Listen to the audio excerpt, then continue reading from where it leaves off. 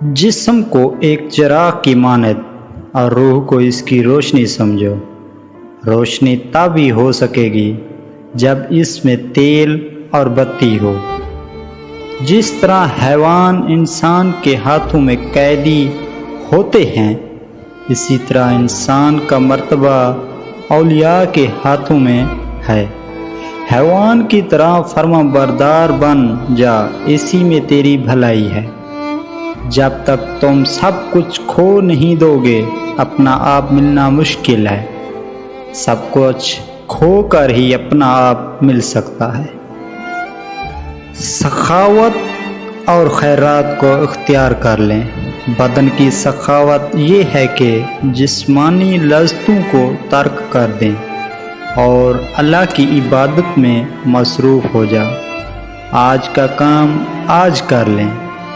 जो लोग दीनदार होते हैं, इनका शहवत की आग कुछ नहीं बिगाड़ सकती और ना ही शहवत की आग इनको नुकसान पहुंचा सकती है, जबकि सरसों को ज़मीन में गाड़ देती है।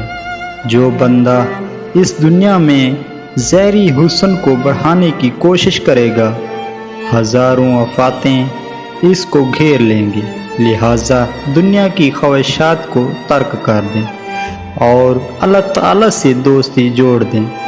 इंसान इस दुनिया के नफ़े व नुकसान की ज़रा ज़रा देखता है और दुनिया की खुशी पर नाचता फिरता है। ऐसा मुनासिब नहीं। इंसान अपनी हस्ती को मिटाने, लालच और शहवत से आज़ाद हो तो खुशी मनाने का अहल है। रोटी खाते वक्त ज़बान दांतों के नीचे आ जाए तो समझ जाएं तुम्हारी किस्मत रंग लाने वाली है और तुम्हें खुशियां नसीब होने वाली हैं। याद रखो, हसद को काला कर देता है। जिंदगी में कभी किसी से हसद ना रखो। हसद तुम्हें अंधे कुएं में फेंक देगा। इसका हाथ हरगिज़ मत थामो। इस नफ्स के हर सांस के साथ एक मकर है। हर मकर में 100 फ़िरऔन हैं। मूसा के खुदा और मूसा से की तरफ भाग।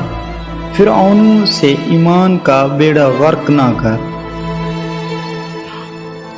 अहद और अहमद सल्लल्लाहु अलैहि वसल्लम से ताल्लुक़ पैदा कर। आए भाई, अपने जिस्म के अबू जहल से छुटकारा हासिल कर। चूहे नफ्स के हमारे बोरे में सुराख कर लिया है और इसी के मकर से हमारा ज़ख़ीरा बर्बाद हो रहा है।